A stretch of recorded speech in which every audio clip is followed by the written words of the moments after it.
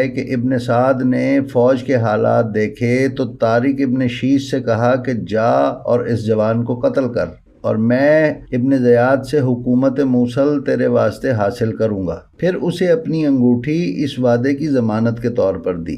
چنانچہ طارق بن شیش حکومت موصل کے لالچ میں شہزادے کے مقابلے پر آیا اور اپنے نیزے سے شہزادے پر وار کیا۔ شہزادے نے اس کا وار رد کیا اور اپنے نیزے سے اس پر حملہ کیا، اور پہلے ہی وار میں اپنا نیزہ اس کے سینے سے آر پار کر دیا اور ایک ہی وار میں واصل جہنم کیا۔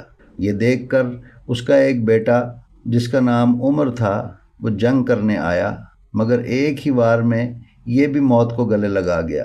پھر اس کا دوسرا بیٹا بھی میدان میں آیا اور شہزادے کے گریبان پر ہاتھ ڈالا۔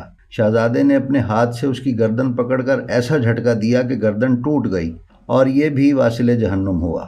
پھر ابن سعد نے مصرع بن